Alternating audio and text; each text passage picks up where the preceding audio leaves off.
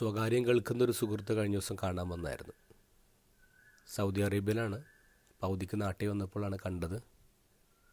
കുറച്ചധികം നേരം ഞങ്ങൾ സംസാരിച്ചിരുന്നു. ആ സമയത്ത് അദ്ദേഹത്തിൻ്റെ ലൈഫിനെക്കുറിച്ച് പറഞ്ഞു. 10 വർഷം മുമ്പ് നന്നായിട്ട് ഡ്രിങ്ക്സ് കഴിക്കുമായിരുന്നു. നിർത്താൻ പറ്റാത്ത ശീലമാണ്. എപ്പോഴും എല്ലാ ദിവസവും ഡ്രിങ്ക്സ് കഴിക്കും. ഒരു ദിവസം രാത്രിയിൽ അദ്ദേഹം ഒരു സ്വപ്നം കണ്ടു. ആ സ്വപ്നത്തിൽ വലിയൊരു ഡൂമിൻ്റെ മുകളിൽ അതിങ്ങനെ ഒറ്റക്ക് നിൽക്കുകയാണ്. ആ സമയത്തൊരു സ്വരം കേട്ടു, എടാ നീ ചുറ്റും നോക്കിയേ. ഇത് നോക്കുമ്പോൾ മുഴുവൻ ഇങ്ങനെ മുറിവുകളാണ് ഡൂമിൽ.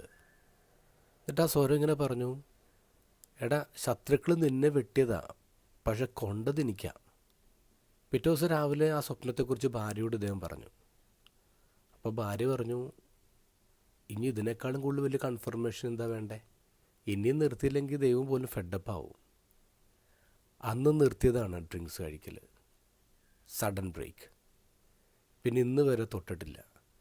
ഗ്യാതറിങ്സിലൊക്കെ പോവും, പക്ഷെ കഴിക്കില്ല. അപ്പോൾ കൂട്ടുകാർ അത്ഭുതത്തോട് ചോദിക്കും, ഇതെങ്ങനെ ഒറ്റ ദിവസം കൊണ്ട് സ്റ്റോപ്പ് ചെയ്യാൻ പറ്റി? അപ്പോൾ അദ്ദേഹം പറയും, ദൈവം ഇടപെട്ടു. സ്വപ്നങ്ങൾക്ക് ജീവൻ രക്ഷിക്കാൻ പറ്റും. ഇന്നത്തെ ഗോസ്പൽ അതാ പറയാം. ഈ ലോകം മുഴുവൻ രക്ഷിക്കാൻ വന്ന രക്ഷകനെ രക്ഷിക്കുന്ന സ്വപ്നമാണ് ജോസഫ് കണ്ടത്. ജോസഫ് അതിന് കൊടുക്കേണ്ടി വന്ന വില വളരെ വലുതാണ്. കാരണം ഒറ്റ രാത്രിയിൽ ജോസഫിന് എല്ലാം നഷ്ടപ്പെടാണ്. തൻ്റെ നാട്, തൻ്റെ വീട്, താൻ അന്ന് വരെ ഉണ്ടാക്കിയ സമ്പത്ത് മുഴുവൻ ഉപേക്ഷിച്ചിട്ടാണ് ജോസഫ് മറ്റൊരു രാജ്യത്തേക്ക് ഒളിച്ചോടുന്നത്. എല്ലാം നഷ്ടപ്പെട്ടു. സ്വപ്നം പറഞ്ഞിട്ടാണ്. സ്വപ്നത്തിൽ വിശ്വസിച്ചു എന്നുള്ളതാണത്.